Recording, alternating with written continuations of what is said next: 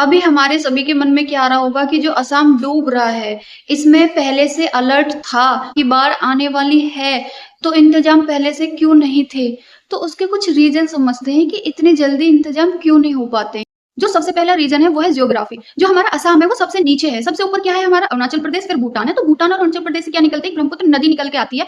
तो वो नदी जैसे जैसे पहाड़ों से नीचे आती है तो उसका जो प्रेशर होता है पानी का नीचे आने का वो बहुत हाई होता है। जैसे जैसे वो पानी हाई प्रेशर से नीचे आता है तो वो एक विकराल रूप ले लेता है और 2 घंटे की बारिश में ही पानी क्या होता है, गांव के अंदर घुस जाता है। जितने भी वहां पे गांव होते हैं उन सभी के अंदर वो पानी घुसना स्टार्ट हो जाता है। और दूसरा है स्केल।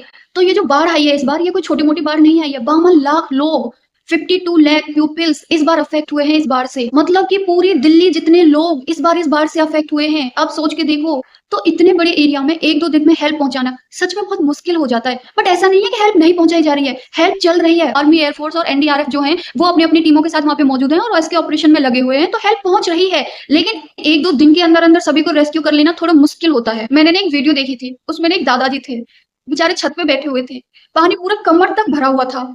उनसे खाने के लिए बोला गया कि कुछ खा लो, तो उन्होंने बोला कि खाना नहीं चाहिए, बस बोट्स वगैरह का इंतजाम करा दो।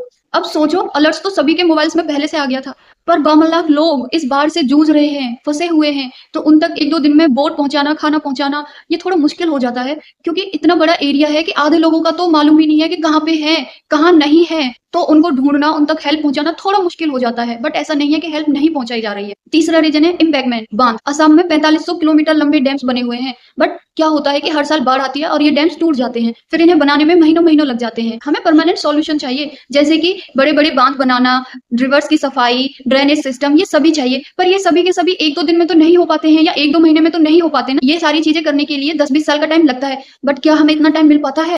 तो बात यह है कि कोई एक पक्ष जिम्मेदार नहीं है इस चीज का, क्योंकि प्रकृति अपना काम कर रही है और हमें अपना काम करना पड़ेगा।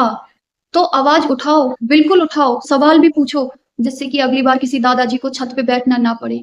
बट अभी सबसे ज्यादा जरूरी है मदद। तो आपसे जितना हो सके आप उतना कीजिए। नीचे डिस्क्रिप्शन में डोनेशन लिंक है, आपसे जितना हो सके आप उतना कीजिए। बाकी के जो असम के आसपास के लोग हैं वो वॉलेंटियर के तौर पे भी वहां पे जाके अपनी हेल्प दे सकते हैं। अभी हमें सभी तक मदद पहुंचाना जरूरी है, क्योंकि प्रकृति से कोई नहीं जीत सकता है।